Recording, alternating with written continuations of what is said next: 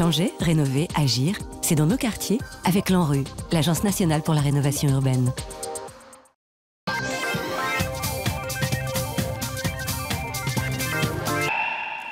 Bienvenue dans nos quartiers. Notre invitée, l'écrivain, aujourd'hui réalisatrice Sylvie Ohayon. Bonjour. Bonjour Audrey.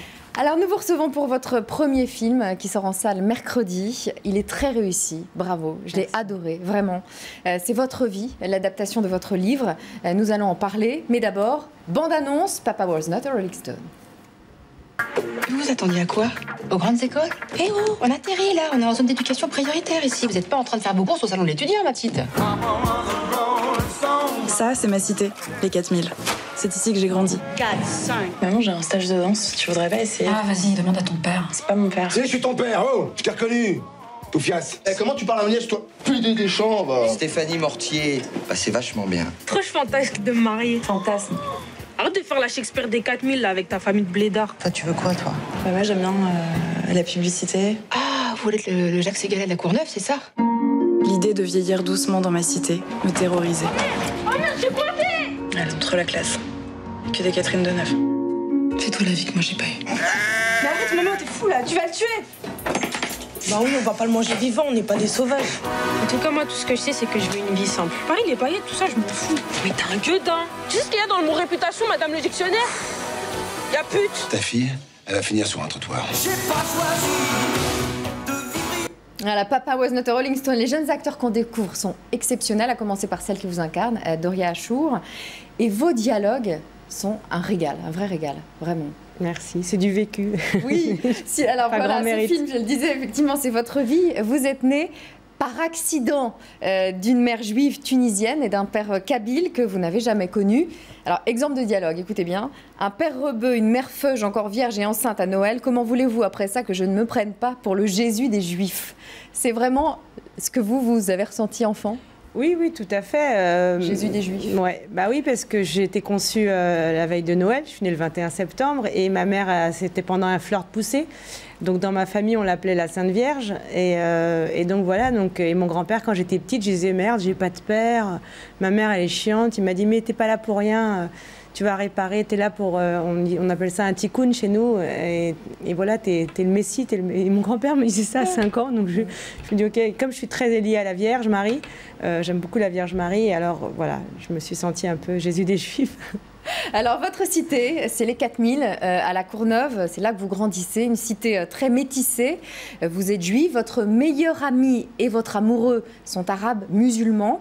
Juifs et musulmans vivent ensemble, se taclent gentiment. Vous dites dans le film, on vivait tranquille les uns sur les autres. Oui, parce que cabane à lapin, manifestement. Mais il y avait des échanges, c'est-à-dire... les communautés arrivaient majoritairement de pays francophones, d'anciennes colonies. Donc déjà, on avait la langue française en commun. Donc on pouvait communiquer, ce qui n'est plus trop le cas aujourd'hui dans la cité des 4000 à la Courneuve, parce qu'il y a d'autres communautés qui sont arrivées qui ne sont pas francophones. Et puis, c'était très bon enfant, en fait. On partageait beaucoup. Et alors, votre beau-père, c'est un bon français de souche bien beauf, une ordure, incarné par Marc Lavoine. Il a épousé votre mère, Or Attica, quand vous aviez 6 ans. Et vous refuserez toujours de l'appeler papa, malgré les coups. Vous en prenez des coups. Oui, oui. Et puis j'avais un goût pour la langue française. Et ce que je raconte aussi dans mon livre, c'est que pour moi, la précision des mots était importante. Et je ne pouvais pas appeler papa quelqu'un qui n'était pas mon père. Voilà. Et lui, il a mal pris, puisqu'il n'arrivait pas à avoir d'enfant avec ma mère. Et donc, c'est moi qui ai subi sa vindicte. Et vous lui tenez tête, Oui, c'était important par rapport à mon intégrité personnelle de ne pas céder à quelque chose que je ne considérais comme pas juste. Alors à la maison, c'est vous qui gérez tout et dans la cité aussi, vous menez une vie de combattante. Vos évasions, c'est la littérature, les classiques, vous êtes très bon élève. Jean-Jacques Goldman, vous êtes fan, et la danse, vous êtes très doué, vraiment. Vous dites la danse, c'était comme changer de vie quelques heures par semaine. Oui, c'est ça. Et d'ailleurs, on a fait quelques projections avec Kamel Wally, avec qui j'ai dansé pendant 11 ans et qui a chorégraphié toutes les danses du film, enfin, qui a fait toutes les chorégraphies du film. Et il dit la même chose que moi aux médias. Il dit, effectivement, on oubliait nos problèmes familiaux à l'extérieur. Et on avait un professeur de danse en la personne de Nadège Guiteau qui nous prenait en charge et qui nous permettait de nous réapproprier notre corps. On va en reparler de la danse. Et alors, vous le savez, un jour, vous quitterez la cité pour mener la vie dont vous rêvez, être publicitaire, riche, parisienne. C'était votre rêve. Oui, parce que j'étais complexée par le fait d'écrire, parce que j'avais lu Zola à 9 ans, et puis j'ai enchaîné très vite sur Maupassant, sur Flaubert, évidemment, la comédie humaine de Balzac, etc. Donc je me sentais bien évidemment incapable d'écrire. Et puis un jour, je marchais dans la rue comme ça, et je suis tombée sur une affiche Koukaï. Et les slogans m'ont fait rire, et je me disais, ça c'est une façon de faire de la petite littérature. Et donc j'ai voulu faire ça très tôt. Ça vous fascine, hein, vous connaissez tous les slogans publicitaires. Ouais, j'enregistrais tout. J'avais un petit radiocassette et j'enregistrais les slogans à la télé et tout. Ouais. Et finalement, vous deviendrez écrivain et aujourd'hui réalisatrice. Voilà, et publicitaire. Et je ne renie pas, j'ai adoré. J'ai fait la signature Air France qui a fait beaucoup de bien à la marque. Faire du ciel le plus bel endroit de la Terre, par exemple. Faire quoi, c'était ? Faire du ciel le plus bel endroit de la Terre, qui était la signature Air France que j'ai faite quand j'étais dans cette agence. Et ça a fait beaucoup de bien à la compagnie. Et donc, je suis hyper fière aussi d'avoir fait ça. Je renie pas cette période-là de ma vie. Et alors, ce film, vous le dédiez aux Courneuviens d'hier et d'aujourd'hui et à tous les enfants de la République. Oui, parce qu'en ces temps un peu perturbés, où nous-mêmes, on n'a pas une très haute image et une très haute opinion de notre pays, je veux juste rappeler que la France, c'est un grand pays. Moi, mes racines ne sont pas ici et je suis profondément patriote, pas nationaliste, je suis patriote, j'aime mon pays, j'adore mon pays, je suis hyper fière d'avoir été une élève boursière, d'avoir pu m'appuyer sur les structures de la République pour faire mon chemin. Et la France, ça a représenté comme un père pour moi, un père de substitution qui a payé pour mes études, qui m'a montré produit de la réussite de l'école de la République. Oui, et puis pas que, et ça, oui, bien sûr, et puis les auteurs français, qui sont quand même des textes fondateurs de toute l'humanité. On a beaucoup de très, très grands auteurs français. Et encore aujourd'hui, en la personne de Houellebecq ou de Angot, on a quand même des belles plumes en France depuis longtemps. Alors, nous sommes allés à la Courneuve.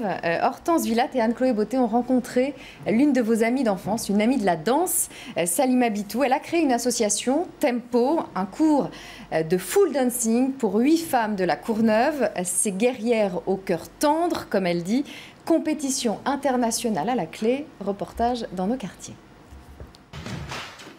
2 fois par semaine, Mira, 19 ans, quitte rapidement le cours Florent où elle est élève. De retour à la Courneuve, la jeune fille troque son costume de comédienne pour celui de danseuse. Direction le centre culturel où une nouvelle saison débute. Ouais, c'est un plaisir. On s'amuse tout en apprenant. On a toujours eu un bon esprit entre toutes, parce qu'on se connaît toutes depuis longtemps. Et non, on s'entend tous vraiment très bien. On a un groupe atypique, mais on a un bon groupe. Un groupe atypique car constitué de 8 femmes âgées de 18 à 53 ans. Toutes sont courneuviennes. Elles ont été recrutées par Salima Bitou qui a créé en France le full dancing, une discipline mélange de danse et d'arts martiaux. C'est une danse de combattante, mais cela dit, c'est pas quelque chose de négatif. J'explique bien qu'il n'y a rien d'agressif dans ce qu'on fait. Au contraire, on va libérer des énergies, qu'elles soient positives, négatives, qu'importe. C'est plus quelque chose entre soi et soi, sur un plan personnel où on gagne en confiance. Ça fait du bien, c'est un état d'esprit en fait. Et si sa vie professionnelle l'a conduite vers d'autres horizons, Salima a souhaité poursuivre sa passion dans sa ville d'origine. Ça a toujours existé à la Courneuve de favoriser l'échange et la sortie de la ville à travers la culture et le sport.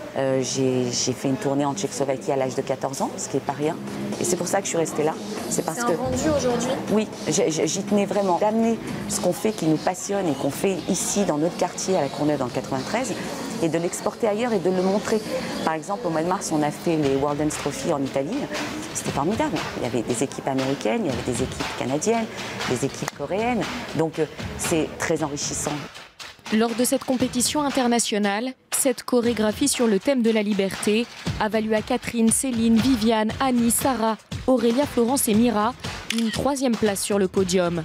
Et cela après avoir été championne départementale, vice-championne régionale et championne de France de full dancing. Moi, c'était un challenge pour moi, personnellement, parce que c'est vrai que quand j'ai commencé le full dancing, je ne pensais pas que j'étais capable de faire ce que je fais aujourd'hui. Maintenant, j'ai une vraie satisfaction, moi, personnellement. Avant chaque concours, on a une bonne adrénaline et Quand on arrive championne de France, on a toutes pleuré, même notre prof elle a pleuré. Parce que nous, on n'a jamais eu confiance en nous, mais elle a toujours eu confiance en nous. On s'est dit, on est ensemble, on va y aller, de toute façon on donne notre maximum. Et puis tant pis pour le résultat, c'est pas grave. Au moins on a passé des bons moments ensemble. Et puis voilà, donc on a donné le maximum et Vous changez, ouais. On est arrivé. Voilà, on est fiers de nous. Dépêche. Au fil des pas, en tenue de prisonnières, elles se défont peu à peu de leur carcan. Elles montrent surtout à travers leur réussite que loin des clichés sur les femmes ou sur les quartiers, ces danseuses sont avant tout libres.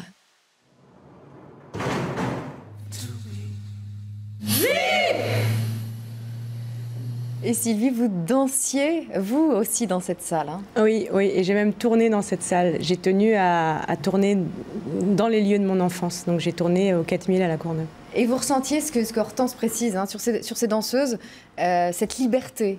Oui, et il y a une petite qui a dit un truc très juste. Elle dit, nous, on n'a pas confiance en nous, mais elle a confiance en nous. Et c'est exactement ce qui nous a sauvés aussi, Kamel et moi. Et d'autres danseurs, c'est qu'on avait notre professeur qui nous aimait, en fait, qui avait confiance en nous. Qui, dans le film, d'ailleurs, est incarné par Sylvie Testu. Oui. Dans votre film, vous citez Fitzgerald. Vous dites « Aie une bonne vie, c'est ta meilleure revanche ». Oui. Moi, je déteste la vengeance. Je trouve que c'est destructeur. En revanche, la revanche, c'est quelque chose de positif et qui permet de s'aimer à nouveau ou de s'aimer encore plus. C'est un travail sur soi. Donc je trouve que la revanche, c'est quelque chose d'intéressant. Je rappelle que votre film « Papa Was Not a Rolling Stone » sort en salle mercredi et je vous recommande vivement d'aller le voir. Et alors, ce film, c'est le premier et vous êtes déjà en train d'adapter votre deuxième livre, oui. Les Bourgeoises. Oui, tout à fait, Les Bourgeoises, qu'on devrait tourner à la fin du printemps avec... Amel Bent, Nicole Garcia, Clémence Poésie, Agathe Bonitzer, Benjamin Sixou, Marc Lavoine, Sylvie Testu, voilà, un casting comme ça et qui raconte un peu la suite. Vous voulez systématiquement mettre vos livres sur grand écran? Non, 3 de mes livres parce que c'est 3 périodes de ma vie que je voudrais adapter au cinéma et puis après, là je travaille avec quelqu'un sur un scénario complètement, une fiction, voilà. Mais et vous continuez à écrire aussi? Oui, je continue à écrire. J'ai un livre qui sort en janvier aussi. Bon, on vous souhaite beaucoup de succès. Merci.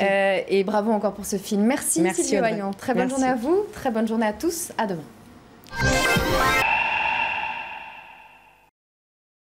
Changer, rénover, agir, c'est dans nos quartiers avec l'ANRU, l'Agence nationale pour la rénovation urbaine.